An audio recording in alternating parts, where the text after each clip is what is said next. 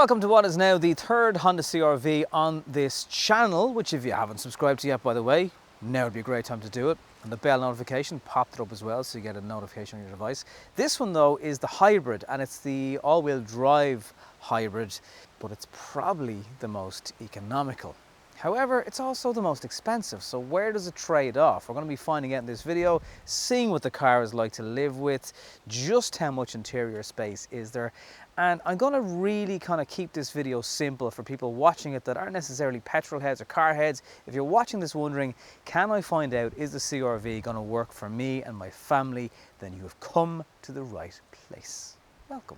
The CR-V is a big car. You get a huge amount of height into it, straight down kind of back on it, sharp lines around the edges. The main competitor for this car is going to be things like the Toyota RAV4.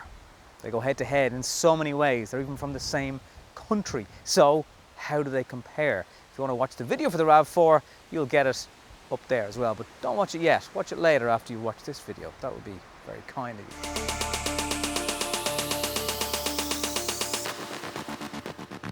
you. You can get it with an electronic boot release, which makes life a bit easier when you're carrying things, pets, kids, nappy bags, the usuals. The boot itself is literally 3 litres under 500 litres, and that's with everything upright. When you do want to make things a bit bigger than the CR-V, it's quite easy to do. Parcel shelf here, you squeeze one side of it, you don't have to squeeze both sides. That will fit here. The boot gets kind of extra wide. Underneath there is, like, you could hide a few bits here. You got a compressor, no spare tire or wheel, but they do give you things like wheel braces. So I don't know if they're for dealing with clampers or I don't know.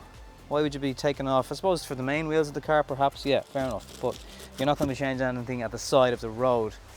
Little handles in here, and you just pull them. Look how smooth that is. All the way down. Little handle over here. All the way down. You're not going around to the inside of the car to drop the floor. It's not like it's a massive walk to go around the side of a car. Us car reviewers always make it out to be the biggest walk of the world, but it's just a nice thing to have handles in the back. They've even included a little 12-volt charger in there for when you need to charge things up from the back of your CR-V. It is a little bit annoying, however, that at the back of this removable parcel shelf, there's a bit of a gap. So if you did have anything valuable, you could technically peer into the car in behind here. So just don't leave anything massively valuable at the front. Some tethering hooks in there if you want to grab things on as well and tie them down, keep them extra secure. And the parcel shelf slides back and very easily. Easy enough anyway. Just hooks in there. Always worth getting that optional extra electric closing boot on cars where it's available. Trust me, you will always say, oh, that was money well spent. Now, that's the boot covered. If you're wondering how many child seats can I get in the back and will you fit an adult in the middle, then stay watching because I'm about to reveal the answer to just those very important questions. This model I'm testing in the CR-V has optional leather seats, so it feels extra opulent in the back of the car. There is tons of legroom, like you can man spread if you really wanted it. It goes, like, the legroom is just huge. Like, that has to be best in class. Unlike other hybrids, there's a flat floor, so that middle passenger sometimes gets a raw deal, doesn't even get a raw deal. There's little tweeters here for speakers. There's individual heated seats, and there's a button there that you control for passengers. The glass panoramic sunroof doesn't impede on head height. You've got LED lights in here, and they're really bright. And it's a very comfortable place to be. There is a centre armrest, some cup holders. You can't access the boot from it, but who cares? There's outer Isofix points on both outer rear seats, and even that middle seat is quite wide. You've got 2 USB chargers, they can flip up just for charging, and there's an air vent for both sides, and there's little seat pockets here. And in fact, I've just found a sneaky sweet. I wonder has that been left by another car reviewer? It could be poisoned. So you're not going to have any complaints from the back of this CR-V, that is for sure. And yes, for those of you wondering, even with 2 child seats in the back, now it's not exactly comfortable, but it can be done. An adult, because of that low-lying middle bit of floor and just the extra wide bench, you could actually get an adult in on a journey to hold the teddy bears. To the front, Batman. Let's check it out. And hit subscribe to the channel if you haven't done so yet. Just go on, while you're there. I also stumbled across these bad boys while I was out filming today. Not quite sure they'll pass an NCT. Anyway, back to the CR-V. One thing I've been meaning to tell you about though is the panels here on the door. There's like different colour material to the outside of the car, and it's not in any way metallic like this beautiful colour on the outside. Now I wouldn't expect it to be metallic, but it's quite noticeably different in colour from the rest of the car. You see what I mean? Like if you hold that bit there, it's like a cheapened feel on the inside of the door. I haven't really noticed that before. Nice and solid though. With hybrid models starting from €38,000, this elegant trim has risen to €49,500. Fairly hefty, eh? All models of the CR-V includes Honda Sensing, which has lane departure and up to and including blind spot and cross traffic monitors depending on what model you go for. There's radar guided cruise control, and Honda's lane keep assist is one of the best available. The car also features this very handy doubling up sunglasses holder and mirror for keeping an eye on the people in the back of the car. Who's just digged who? You'll be able to find out. One other feature of the CR-V that I think deserves a mention is the angle at which the rear doors open. So a lot of cars will probably go as far as that, and maybe that if you're lucky, and it can sometimes hinder getting larger children in, or seats, or just stuff, boxes, whatever. CR-V goes all the way like that, so you pretty much get a right angle to that of the car, giving you a much easier load into the back. That stuff is clever, and that's pretty unique to any car in the SUV segment. So a good practical car in the back for those little people in your life. We're going to be taking the car for a spin in a minute. It is a 2-litre all-wheel drive petrol with 190 brake horsepower, but I think you'll be surprised at how economic it is when it comes to fuel. Stay watching to find that out. It stays classy up the front of the CR-V as well. Another hybrid on the channel that I reviewed had the American style shifter here with the button in the side of it. That's gone in this model. It's been replaced by buttons. They're very easy to use, but it's a big chunk of space that you can't exactly rest a drink on that.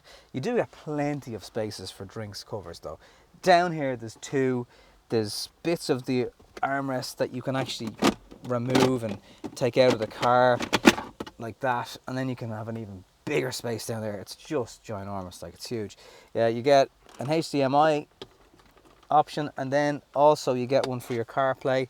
That plugs in through there, and then there's another USB charging, so there's actually 3 ports there, and a 12 volt, and there's another 12 volt down here, so you're kind of spoilt for things to charge with. I mean, if you have that many devices that you need to have them charged, you should probably get out more.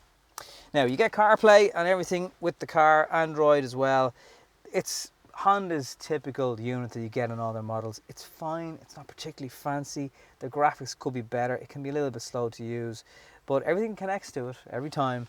You get a DAB radio on this one as well, and it's functional. Like, you have a climate button that will bring you directly to climate. You can control everything with the actual screen should you like, and then you have control knobs as well, which feel good to the touch. Steering wheel, this optional Elegance model has a heated steering wheel that you can keep your hands toasty with on those cold mornings.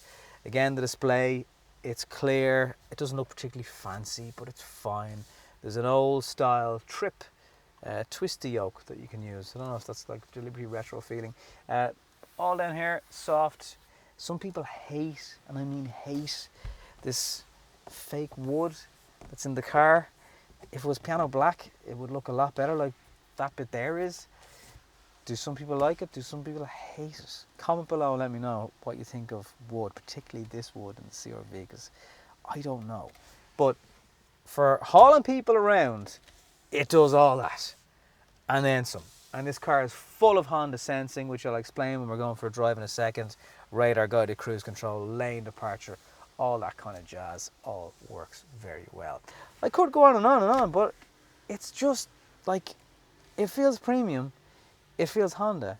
I don't think there's many cars out there that can compete. The RAV4 is probably the closest, and then it's going to be down to a preference, and some options of this are dear, but then the RAV4 isn't exactly cheap either. So they're two very good options. You can check out the video review of the RAV4 if you click up there after you've watched this. Now, I think we should go for a spin. Oh yeah, bottle, door pocket, holds bottle. It's really, really quiet inside the CR-V hybrid. Like I'm really whispering now. I can't hear the outside. I can hear the tyres, which just sounds like an electric car. It's one of the most impressive parts of this CR-V is the way the hybrid technology in it works. The hybrid is pretty much always on. It just varies in different levels as to how much petrol and internal combustion engine is happening. You do have full-on EV mode. I used it in really slow stop-start traffic yesterday, and the car didn't jump into hybrid or petrol mode at all. It stayed in EV. Now the range on it is not huge because you don't have to plug this car in. I know for a lot of people it's even confusing. There's so much information out there. PHEV, hybrid, electric, petrol, they're all different. Yes, of course they are. But even a hybrid and a PHEV is different because the P stands for plug-in and normal hybrids don't have to be plugged in. They charge themselves off the battery, and you get a display in the car. It'll tell you how much power is being used by any particular method at any given time. Quite a high steep hill here in Howth for anybody watching familiar with the area. There's cyclists. I do feel sorry for them to burn the legs as I sit here in my arse in my leather heated seat. Now that is noisy, right? But it's very unusual circumstances to be needing that much power. So I can now reliably tell you, and like with a full tank of over 800 kilometers in it, this car is doing 6.5 litres per 100 kilometers, which I'm sorry, for a 2 litre heavy car that can carry so much stuff and people in the boot. It's all-wheel drive, it's got the bigger upgraded alloy wheels, it's WLTP, it's all that stuff, and it's doing just over 6.5 litres per 100 kilometers. That is amazing. If this car wasn't a hybrid, I think it would be safe to say, particularly with all-wheel drive, you could double that. Certainly almost double it. You'd definitely be about 12 litres per 100 kilometers. And the fact that it's doing 6 anything is impressive. And I've no doubt I could get better. That is driving around city centre traffic. That is not sitting on the motorway, which it would be doing even better. Because even at that higher speed, if the car doesn't need the engine power, it will reduce it, and you could be cruising along just in hybrid, and again, really frugal fuel economy. I just don't know if the extra price of the car is going to actually be recouped for you in fuel savings. Unless you intend to hang on to your CR-V for about 12 years, it will easily last that long. It's a Honda, everything feels very well built, but it's a lot of money to have these presumptuous savings that may not even transpire. So maybe just the 1.5 petrol is the one you should be looking at. It's like as if they have said, whatever you need, give the customer another 20%. So it's like they just said, just future-proof the car, will you? Just for teenagers who are 7 when their parents buy the car, when they're teenagers, plan for that. Plan for all eventualities. And it kind of feels like they've done that in the CR-V because it can literally handle anything you throw at it. The biggest choice for you if you're watching this video and you're serious about buying one is, do I go for a Lexus? Is that a bit higher into the budget? Would the RAV4 do? You know, what's the main differences between this and the RAV4? Well, a badge mainly. Like there's little things in this, like the floor is a bit flatter for rear passengers. Can't really call it one or the other. I would say narrow them down and look at both and then see which one you prefer, but they're both very capable. I think you want to be doing big mileage to justify this one over the normal 2-wheel drive 1.5 petrol. It's going to feel in so many ways the same car. It's a huge jump, particularly if you go up into the elegance model, which this one is, from where the CR-V starts out. So unless you're doing it, you can justify the extra price, just get the petrol. Thank you for watching. It's always a pleasure to have you on the channel. If you got a question about the CR-V or any of the cars I've been reviewing, please do feel free to leave one. Share this video if you like it, and if you found it helpful, give it a like. And do not forget to subscribe to the channel, because every subscriber helps. Catch you soon.